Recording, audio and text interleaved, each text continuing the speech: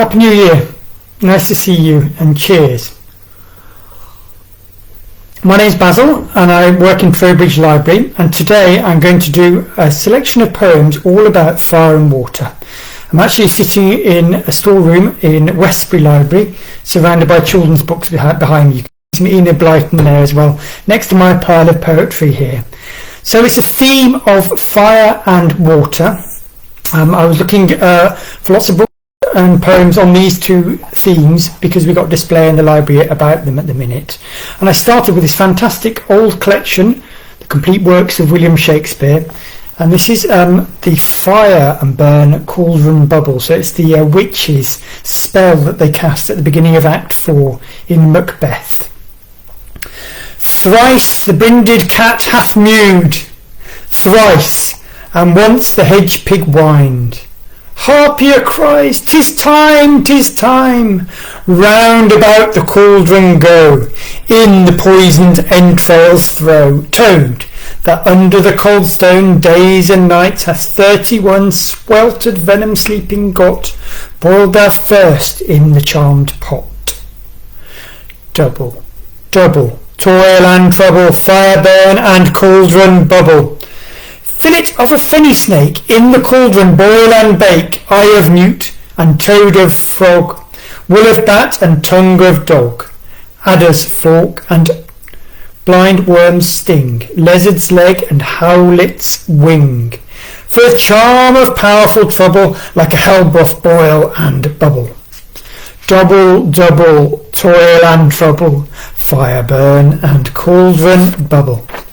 Scale of dragon, tooth of wolf, witch's mummy, moor and gulf, of the ravined salt sea shark, root of hemlock digged in the dark, liver of blaspheming Jew, gall of goat and slips of yew, silvered in the moon's eclipse, nose of Turk and Tartar's lips, finger of birth strangled babe, ditch delivered by a drab, make the gruel thick and slab, and thereto a tiger's children, for all the ingredients of our cauldron.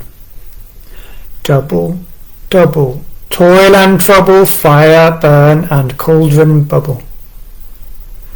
Cool it with a baboon's blood, then the charm is firm and good.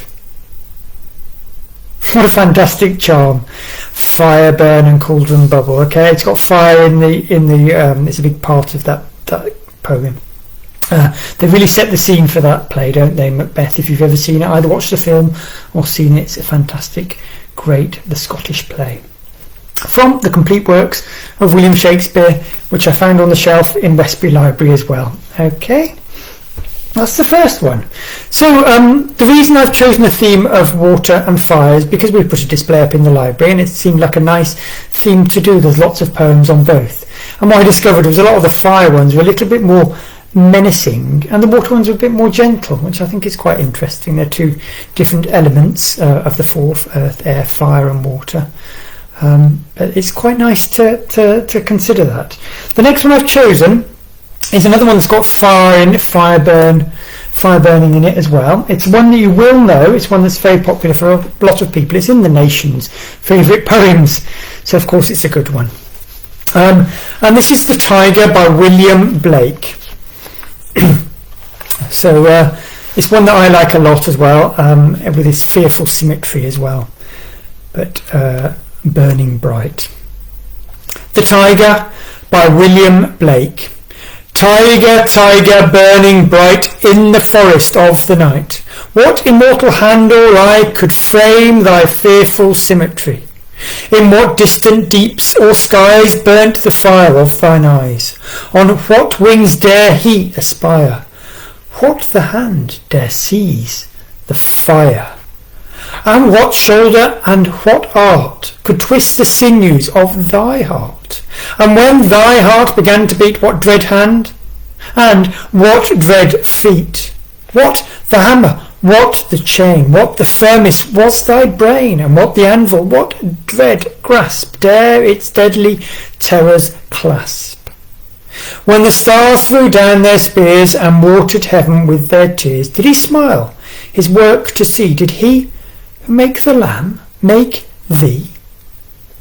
Tiger, tiger, burning bright in the forest of the night, what immortal hand or eye could frame thy fearful symmetry?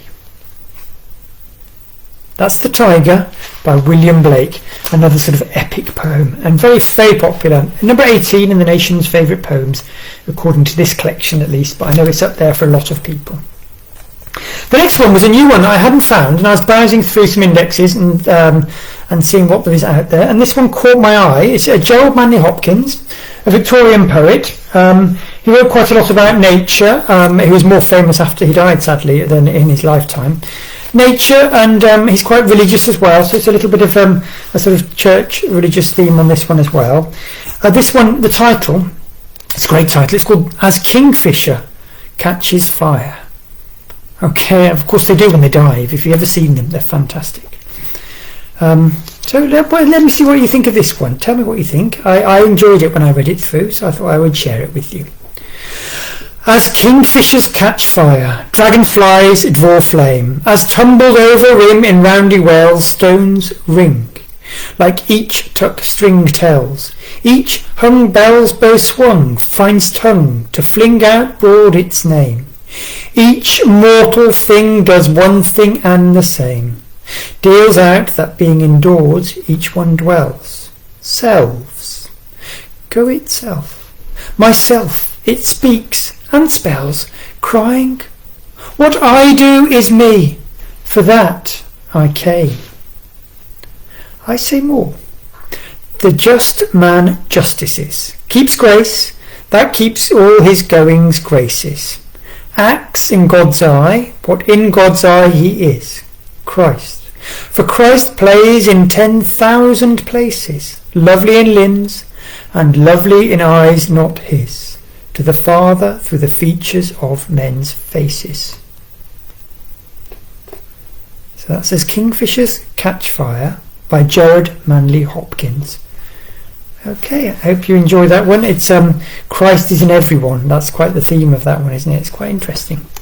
Okay, that was from Poetry Please, the nation's best loved poems. All these books are available in your library. If you ever wanted to borrow one of them, you're more than welcome.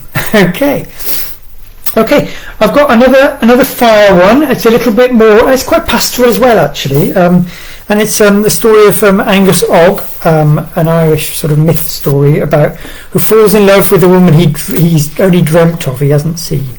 And this is W.B. Yeats's Song of the Wandering Angus. Second line has fire in it, just if you're interested.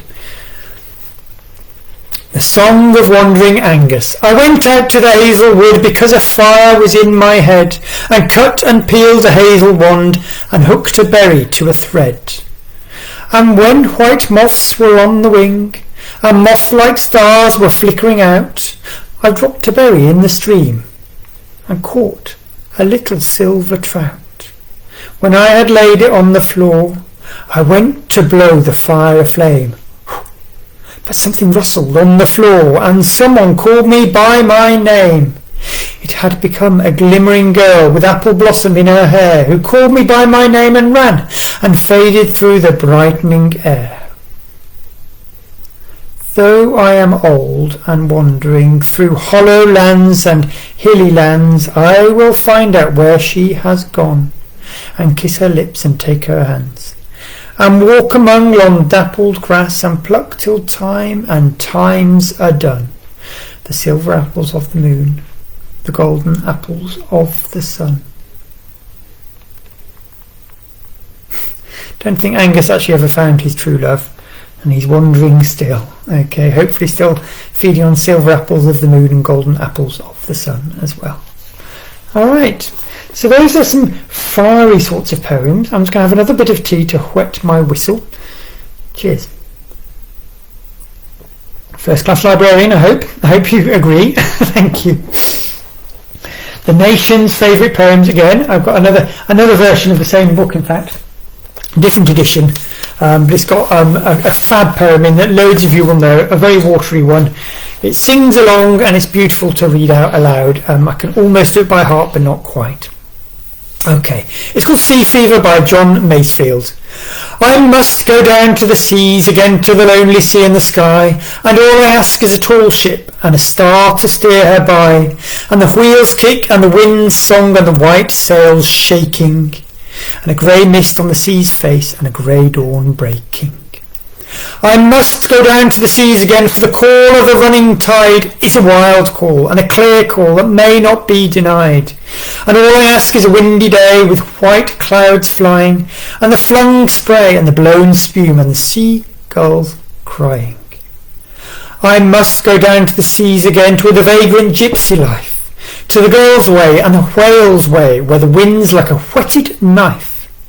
And all I ask is a merry yarn from a laughing fellow rover, and a quiet sleep and a sweet dream when the long trick's over. Sea Fever. Going very watery now. Hope you enjoyed that one. Makes you think of the sea, particularly on a cold, dark day today. Quite a good one, I think. Okay, cheers. Now there is one I do know off by heart. It's called Daddy Fell into the Pond. And I can't remember who it's by. It will come to me, but I'm going to read it, Daddy Fell into the Pond, out loud, and if I remember who it's by, I'll tell you at the end, okay? The only poem I learnt as a child at school, in my sad 70s education, we didn't learn very many poems off by heart. This one, Daddy Fell into the Pond. Everyone grumbled, the sky was grey, we had nothing to do and nothing to say. We were nearing the end of a dismal day when Daddy fell into the pond. Everyone's face grew merry and bright, and Timothy danced with sheer delight. Give me the camera, quick, oh quick, he's crawling out of the duckweed. Click. And then the gardener suddenly slapped his knee and doubled up, shaking silently. The ducks all quacked as if they were daft, and it sounded as if that old drake laughed. Oh, and there wasn't a thing that didn't respond when Daddy fell into the pond. I hope you like that one. It's by Alfred Noyes, and you always remember by the end. Okay, he's more famous for the Highwayman, but he also did Daddy Fell into the Pond, which I learnt. Okay. Now, that one I learnt when I was at school in Birmingham. You might have sensed a slight Brummie accent in it. I sometimes do it with a slight Brummie accent. I didn't then, but it might have come out anyway. This is another poem. It's a fantastic book, and this definitely will be back on our water display tomorrow in Trowbridge Library. It's called The River's Voice, an anthology of poetry edited by Angela King and Stephen Clifford for Common Ground. And it's got a foreword by Roger Deakin, who a famous wild swimmer who wrote a book all about his wild swimming escapades. This is a sonnet to the River Otter. Now the River Otter's in Devon, over Dartmoor. Otterhampton is where it goes through. And the thing I like about the River Otter now is it's where beavers have been reintroduced into the country. So there's a wild colony of beavers on the River Otter. Slightly confusing, not otters but beavers, but there we go. This is a sonnet, anyway, to the River Otter, written by Samuel Taylor Coleridge. Okay. Sonnet to the River Otter. Dear native brook, wild streamlet of the west, how many various fated years have passed, what happy and what mournful hours since last I skimmed the smooth thin stone along thy breast. Numbering its light leaps, yet so deep impressed, sink the sweet scenes of childhood that mine eyes I never shut amid the sunny ray, but straight with all their tints thy waters rise, thy crossing plank, thy marge with willows grey, and bedded sand that, veined with various dyes, gleamed through thy bright transparence. On my way visions of childhood oft have ye beguiled lone manhood's cares, yet waking fondest sighs, ah, that once more I were a careless child. I love that. I love the last bit. He's quite wistful, isn't he, in this one, Coleridge? Very romantic, thinking about his childhood, wishing himself back there a little bit. On my way, visions of childhood.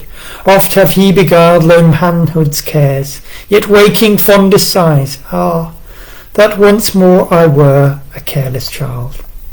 Ah, that once more I were a careless child. Quite wistful, quite nice, quite sweet, and a memory of going down through the River Otter as a child. Might bring you back some memories. It brings back me a few memories of going brook bashing when I was little as well. Okay, and that's from the River's Voice. It's a lovely anthology of lots of different poems in there. There's one by A. Houseman over in Shropshire, another one about the Birmingham rivers, for example, and things about dippers. Lovely little collection of poetry there. Well recommended. Okay, should we do some more? I've got loads of poems today, haven't I? I'm going to do one more that's called It Rains, and this is from the Oxford Book of English Verse. Okay, can you see that? This is from Trowbridge Library. I found this on the shelf there yesterday morning when I was looking around. This one's called It Rains by Edward Thomas. Quite a sort of a mournful, slightly wistful one again, but very beautiful, I think. It Rains by Edward Thomas. It rains and nothing stirs within the fence, anywhere through the orchard's untrodden dense forest of parsley. The great diamonds of rain fall on the grass blades, there is none to break, or the fallen petals further down to shake. And I am nearly as happy as possible, to search in the wilderness in vain, though well to think of two walking, kissing there, drenched, yet forgetting the kisses of the rain. Sad too to think that never again, unless alone, so happy shall I walk in the rain. When I turn away on its fine stalk, twilight has fined to naught the parsley flower figures, suspended still and ghostly white, the past hovering as it revisits the light. It Rains by Edward Thomas, another quite wistful one from a poet who died in World War I. So again, quite wistful. The Oxford Book of English Verse, I think that one comes from. I hope you enjoyed that one as well. Now, I was going to do a couple more, and my pile is nearly run out. You might be able to see over there. This one, it isn't a poem about rain or water, but it is about libraries, and I thought it'd be a nice one to come towards the end with. It's from Walt Whitman, and it comes from a little book. It's very shiny, the cover. It's called Poems for Happiness by the Reverend Richard Coles, famously on Radio 4 on a Saturday morning, and also on various panel shows as well. But this is a poem by Walt Whitman called Shut Not Your Doors to Me, Proud Libraries. It's all about libraries, which is great. Shut not your doors to me, proud libraries, that which was lacking among you all, yet needed most, I bring. A book I have made for your dear sake, O soldiers, and for you, O soul of man, and you, love of comrades. The words of my book, nothing. The life of it, everything. A book separate, not linked with the rest, nor felt by the intellect, but you will feel every word, O Libertad, armed Libertad. It shall pass by the intellect to swim the sea, the air, with joy, with you, O soul of man. It's a lovely reflection on what books are, not just the content, but also what they do beyond the content.